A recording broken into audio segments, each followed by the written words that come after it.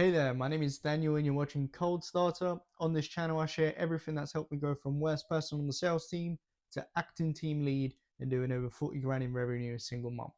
That being said, today we're discussing how to build trust with business owners when you're selling D2D B2B. By the end of this video, you will learn 4 different things that you can implement to build trust faster and get to the sale quicker. So, first things first, adapt a shifting tonality. It's something I implement all the time. So when I'm pitching, I have a completely different tonality than when I'm trying to build trust, because building trust requires a slightly lower vocal tone, which then tells that other person, you know what, I speak softly and yeah, I do understand. Yeah, absolutely. But when I'm starting to pitch, I make sure that I say my words differently and my tonality comes off completely different. Okay? Cool. Smile and use their name. It's really important that you actually smile. It makes the other person feel more welcome. And when you smile and you use your tonality like this, it sounds and it feels like to the other person like you're quite a friendly person. But at the end of the day, you're just there to do your job. Okay? So sales focused rapport questions. When you start off an interaction with a fresh prospect, you do not want to go to, let me build rapport and ask questions about stuff that doesn't matter, right? We want to stay on topic. There's a couple things that we need to get across to the customer. Number one being, Mr. Customer, I know my stuff. You're speaking to an expert. I've done this before. Okay. Number two, you're on it. You're on the ball, right? Not like, yeah, I don't really know. And like, we don't want that. We want you to be on point, because that's what business people expect. They expect people who are trying to sell to them to be on point.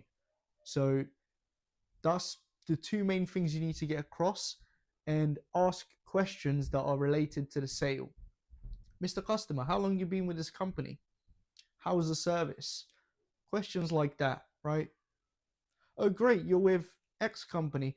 You know what? One of my previous customers was with that company. They've said this specific thing about them. What about you? Have you had the same experience or is it different? Right? We're building commonality. We're establishing that we know our stuff. We're not just a new guy. Okay? So next is human connection questions. There is moments in the sales process where you can't be this ultra sharp sales guy. They're going to need some human connection from you. So for me, I don't do this at the start of my pitch, because then I'm wasting time. I want to get to the point and tell them I'm here because you probably have a pain point, and now that we've spoken for like 2 minutes, I know you do. Great. Now I transition into human connection questions. If I see something in their building, in their business, if I notice something about them, whatever it is, maybe you even make up a random comment, doesn't matter. Oh, great, so you're an Arsenal fan? No, no way. Yeah, my brother supports Arsenal, I hate him. Something like that. It doesn't matter, right? Even if they tell you, you know what, I don't watch football. Great. What sport do you actually follow? This is about you coming across as a normal human being, not a sales machine, which you have to play 2 parts. Be the human and be the sales machine. And you have to mix that into one person. Okay? So when it comes to the human connection questions, oh great, we live in the same neighborhood. Oh yeah, we shop at the same, it doesn't matter, right?